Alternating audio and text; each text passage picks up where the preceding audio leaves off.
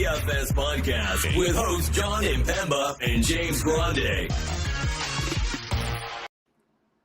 What's going on, FA Nation? Jon Impemba here with James Grande. Welcome into the Better Baseball MLB DFS Playbook podcast.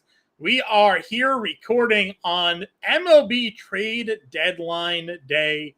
James, night before, 14-game Tuesday slate.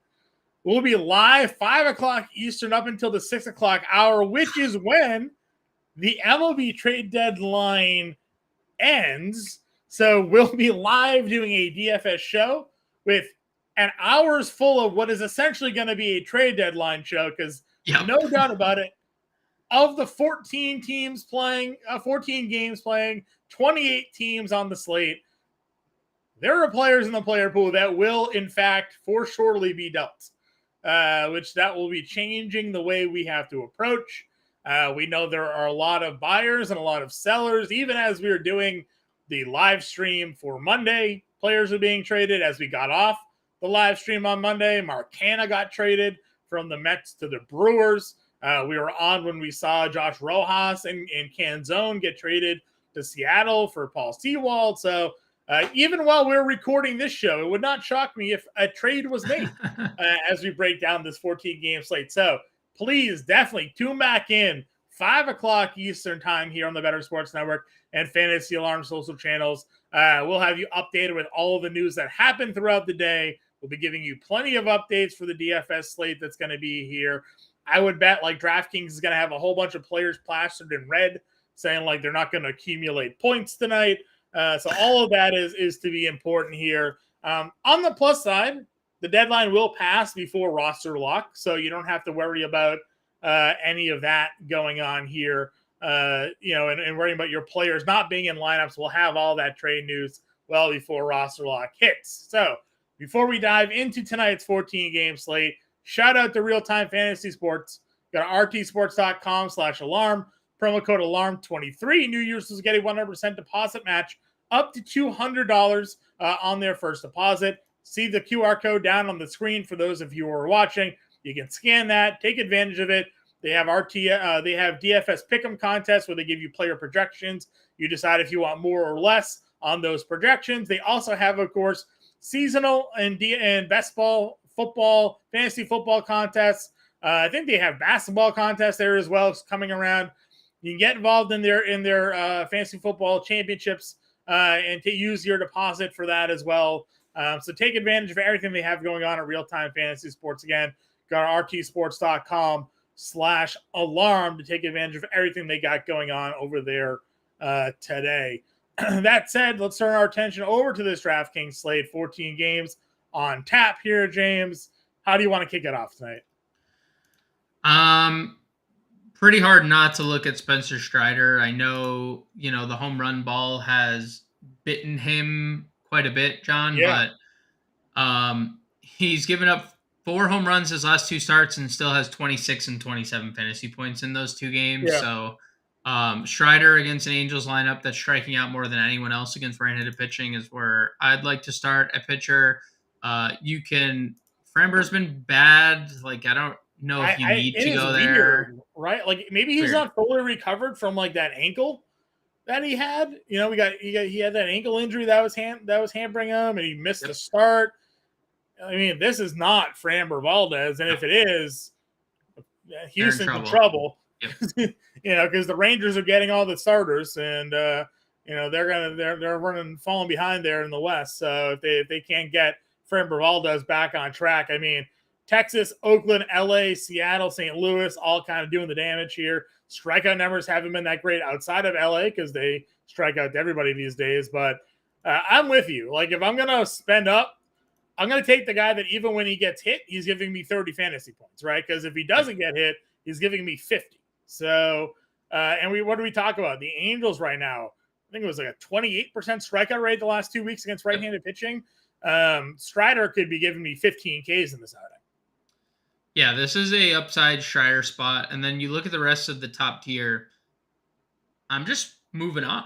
Like, I don't want to play Framber. I don't really have much interest in Pablo Lopez. Like, you could get there if you wanted to. Gallen's kind of been meh, especially for a guy at 10.5. Like, I don't know if there's a lot. I'd like Eflin is in a good spot, but do you want to pay 10-3 for him? I don't think I do. I would probably just play like Freddie Peralta coming off 13 strikeout game his last time out. We don't know what you know, the Nationals lineup is going to be. Heimer Candelario is all but certainly going to be traded. And he's been their best player this year. Justin Steele's 9,100. And I know the Reds have been good, but like Justin Steele's been really, really good this year. And in each of his last two starts, Carlos Rodon was really good in his last start. So like, I don't have a lot of interest outside of Strider above 10K. Yeah, Rodon finally coming through a little bit, right? 5 2/3 and earned 4 Ks against the Mets. The 3-1 win, got him the W at 9K. Peralta's too tough to trust, even though, again, we'll see what Washington team is taking the field by the time that deadline goes around. They're a team that could be getting picked off. So, I'm with you there. I do like Brian Bayo. We talk about home run balls coming out of nowhere. This is starting to bite him for an extreme ground ball pitcher. But I am a fan of Bayo here at $8,900 as a bounce back candidate. Would be interested to see how many people would get to him given his recent struggles. And then we have Lance Lynn making his daughter's appearance here, going up against Oakland. How worried are you about Lance Lynn with the home run ball going up against Oakland? We know the strikeouts there. I don't know. Oakland has a lot of lefties. They do. So, like, is JJ Bleday going to break the slate? Is Tony Kemp going yard off Lance Lynn? Jace Peterson going Yabo? You know? This is like a real-life conversation that we need to have. I don't know. He's going to be – look, the one thing we've known all year is that he sucked and people don't care. People still play him. They still play him. So he's going to be really popular again, even though he's given up 17 earned runs his last 3 starts. Like, I don't know. If everybody sees Oakland, they're like, this is it. This is the spot. He's got Oakland here. He's got his new home ballpark, right? He's got new offense around him. Maybe he's rejuvenated. And then he's throwing meatballs over the plate to Brent Rooker, So actually, yeah. So I saw the name, I saw the debut. I thought it was worthy of bringing up. Any other guys in the mid tier though for you then? Not that I want to use him, but shout out to Hyun-Jin Ryu making his debut here. For Toronto. Just shouting him out more than anything. I think that's interesting that Blue Jays are getting like a former. Did he win the Cy Young? Did he finish second in the Cy Young? He didn't win, but I think he was probably a finalist a couple years ago. He had like a sub-2 ERA that year. So just shout out to the Toronto getting back, like making a deal at the deadline that without making a deal, right? Getting Hyun-Jin Ryu coming off Tommy John. So he was just second. He went back-to-back years of second and third in the Cy Young. The COVID shortened year, he was 2.69 ERA. He came in third. The year before that, 14-5, led the league in ERA at 2.32. Yeah, I thought it was sub 2, but 2.30. Not the year before that, 1.97. So okay, okay. So yeah, good way to go. So good maybe memory. We get good memory, James. Yeah. I don't know if there's anyone else. I like Matt Manning here, 6,900. I know he got lit up, and that was the Ohtani. He just ran into a day where, he ran into a day where Ohtani couldn't be stopped in any facet of the baseball. So I would go back to Manning against Pittsburgh. I don't think Mikolas, I doubt he actually makes a start. I think he's going to be traded. I'm fairly certain he's going to be traded here. We'll see if he's even on the team. Got ejected after 7 pitches the other day. 7 pitches. Yeah, I mean, he might. First off, he could maybe drop his suspension because he realizes he's not going to win, and 2, he could be traded. Like, there's a lot of things where he doesn't. If he doesn't, though, this is a ceiling strikeout game for him. Sure. Again, not a big strikeout guy, but he could come out of this game with like 6 Ks. Yep. That would be doable. Well, we don't know who's going to be on St. Louis by the end of this day. No, fair. So we could be circling all the way back and retaking a look at like Lopez here, being like, oh well, Arenado's gone or something like that, and now this lineup's way easier. So I'm with you. All right, let's move on over to hitters. Talk about it. Top price guys that you're looking to spend up for on this slate. Obviously, you've got someone like Murphy at catchers available. He took the night off on Monday. probably going to be in the lineup on Tuesday. Could play him as a spend up option. We've talked, Ohtani versus Strider. That's going to be a great matchup. Who gets the better of who? Ohtani probably still takes some tank, but they probably both win. They probably both win here. Right. So where are you looking to spend up here? Does Walda suck make an easy target for you? He was pretty good at his last outing. Of course he was. Lambert is starting for Colorado. It is another core slate. So right away, Machado, Bogarts, Ha-Seong Kim, Jake Cronenworth has been better. Like, insert entire San Diego infield here in play. So I think they're all in play.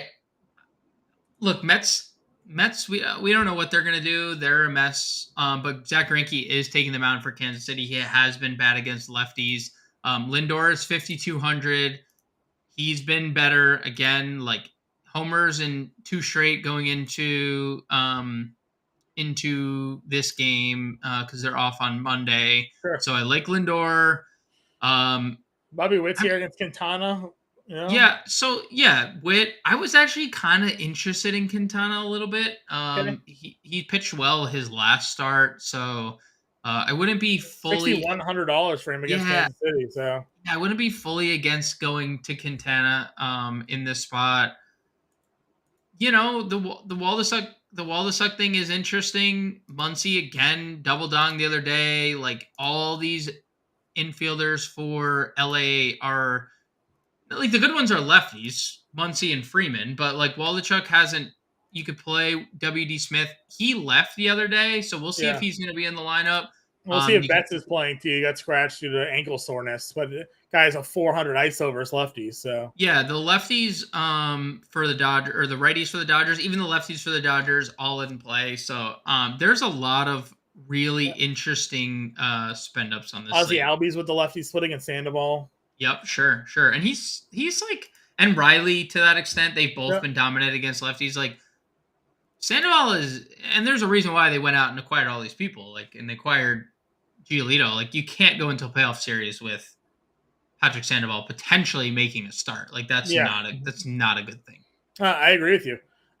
For some value guys then here down in the infield, if you're not in on Mikolas, there is some Minnesota plays here. Not Kirilloff, obviously, unfortunately back on the IL, but Julian is $3,300 down here.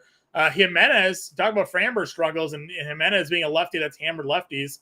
Maybe see if he can continue his success, and maybe Framber continues to struggle. Someone that you could take a peek on down there as well. What other value plays? I mean, if you're targeting Lynn, obviously there's plenty of Oakland that you could look at here from the left side of the plate. Yeah, I think Oakland's definitely in play. I think Colorado could be interesting. Dude, Ryan Weathers is horrible. Yes. And Colorado just doesn't get the bump at Coors Field. Tovar's been really good against lefties this year. He's 4,200. It'd be a spot to play Brendan Rodgers, right? Brendan Rodgers, yes. Brendan Rodgers at 2,600 and Elihuris Montero 3,300. All 3 of those guys, 4,200 or less, all in play, all in really good spots. Because again, Ryan Weathers, pure trash. Like, I cannot believe they're continuously going through the rotation. Like, look at his out. Like, his outings are horrible every start. So the cheapest pitcher on the slate. So for a reason, but no one's gonna play Colorado. Like, despite Ryan Weathers being on the slate, because it's like, why would I play him when I could play like everyone else? Like, but I think they're a cheap way to get some Coors exposure there in the infield. I agree with you. All right, let's move on over to the outfield then, because there's definitely some value to help us spend up here. Acuna at $6,700 against Sandoval, $6,700. We're gonna get 7K. Are we closing in on a 7K?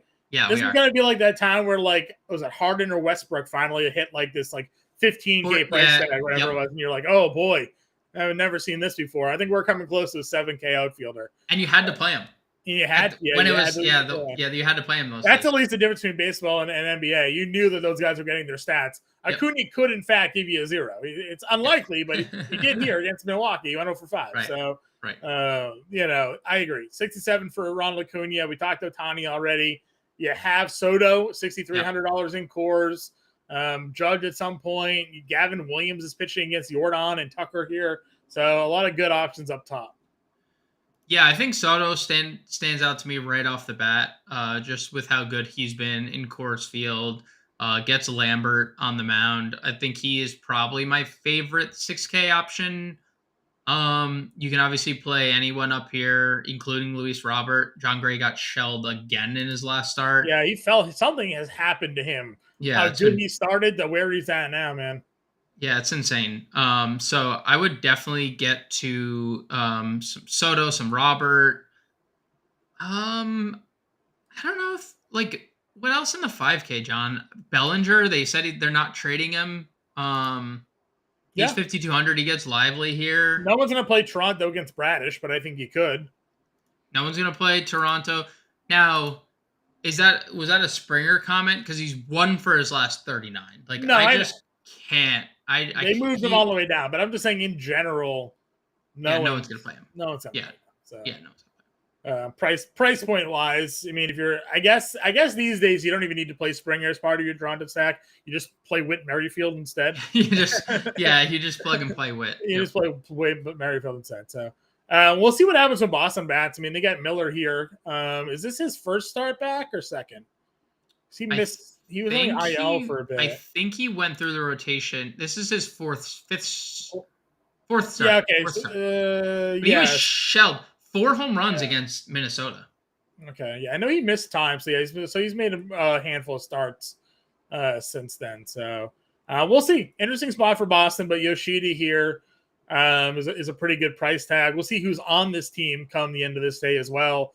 With rumors, they're in the weirdest spot at the deadline, making some moves. Everybody wants Duvall, but they're not sure they want to trade Duvall. Instead, they're opening Verdugo up to trade talks because they're so left-handed heavy on this Red Sox team that they need some righties somewhere. So, well, Trevor Story come back as a righty bat.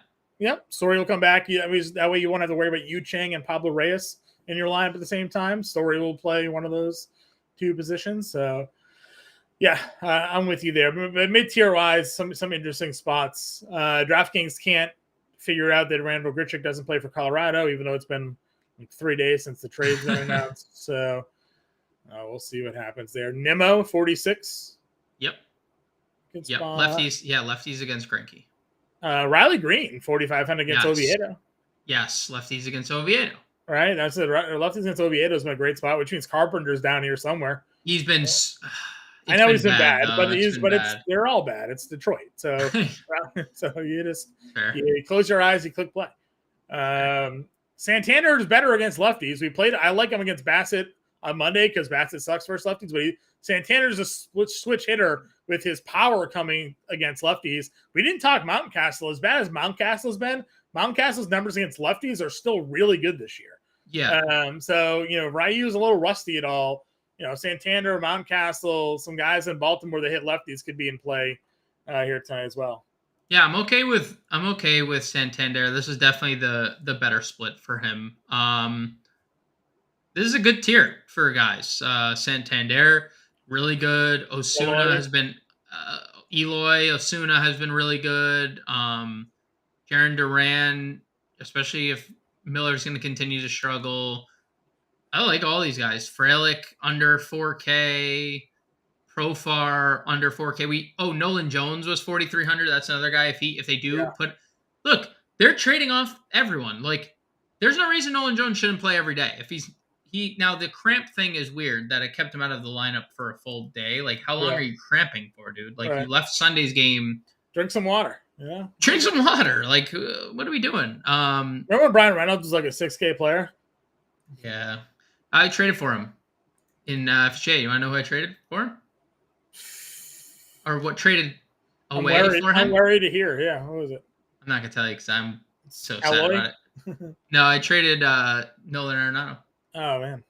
I had an influx of infielders and not enough outfielders, which is still my problem because Brian Reynolds is still not doing good. So still need outfielders.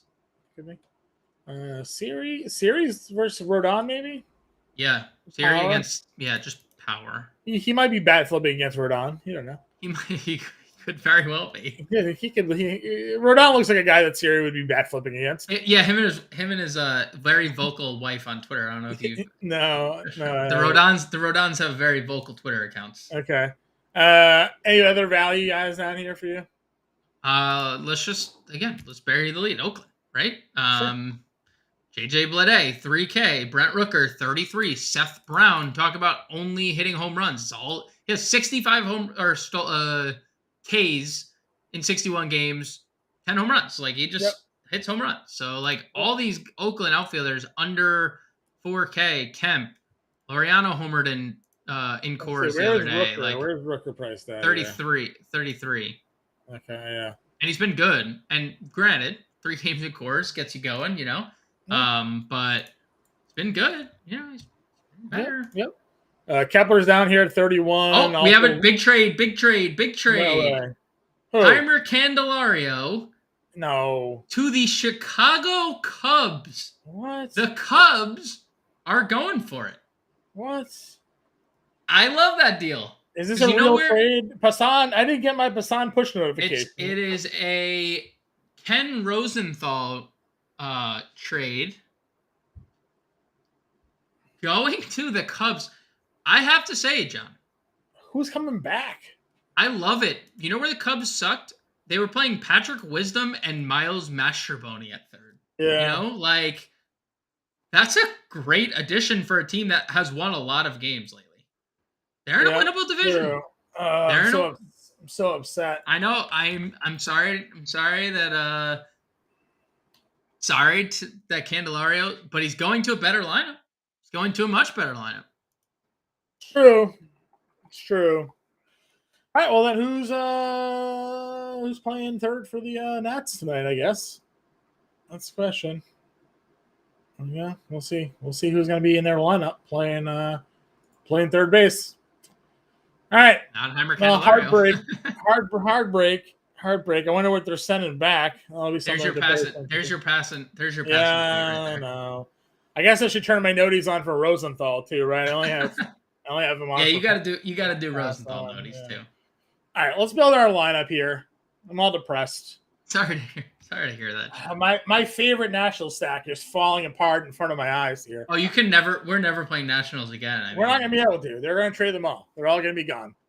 I mean, you'll be looking Abrams at Abrams has a one-off. Yeah, Abrams, Menezes, one stack, and Lane. Is Menezes safe? Yeah, it has to be. If they trade Thomas, I'll cry.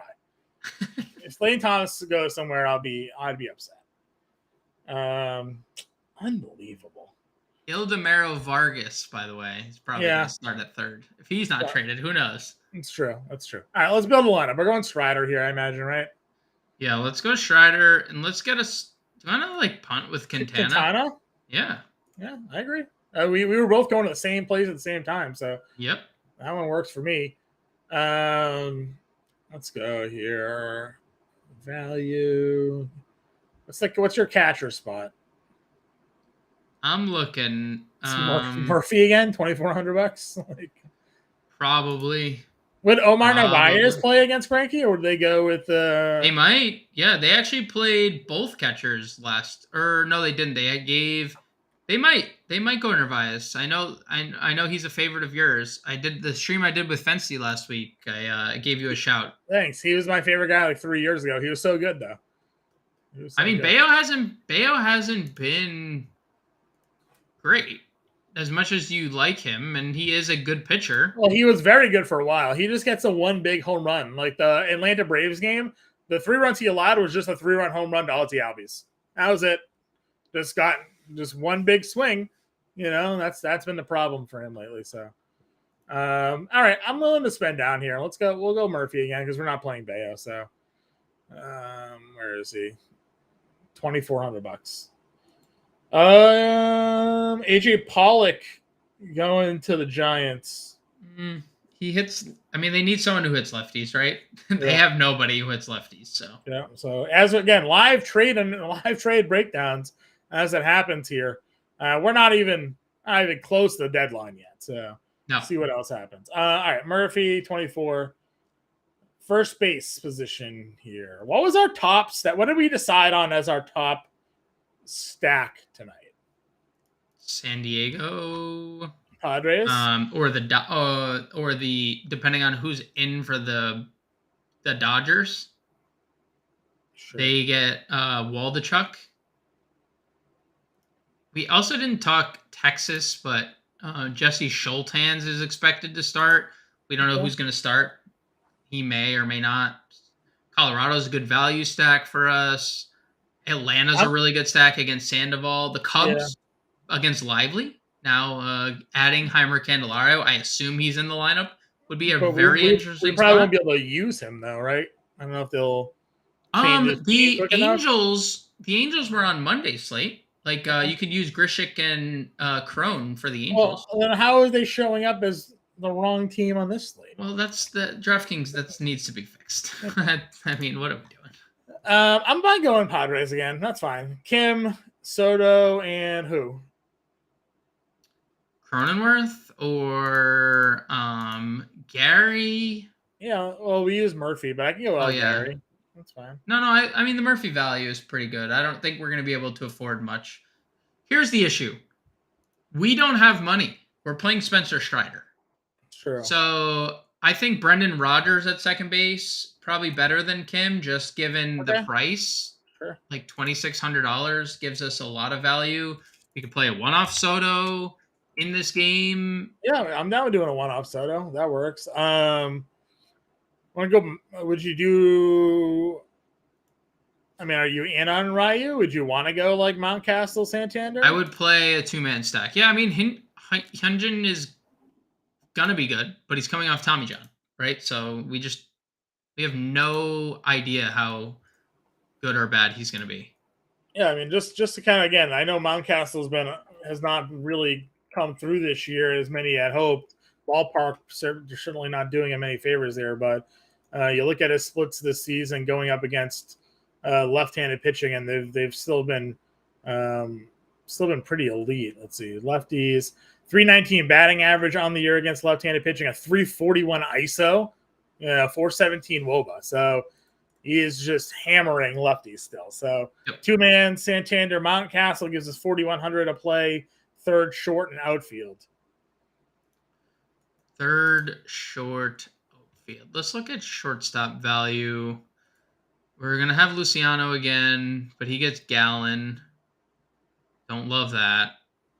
Ezekiel Duran, 3,700 shortstop. I would play Abrams against Peralta. So would I.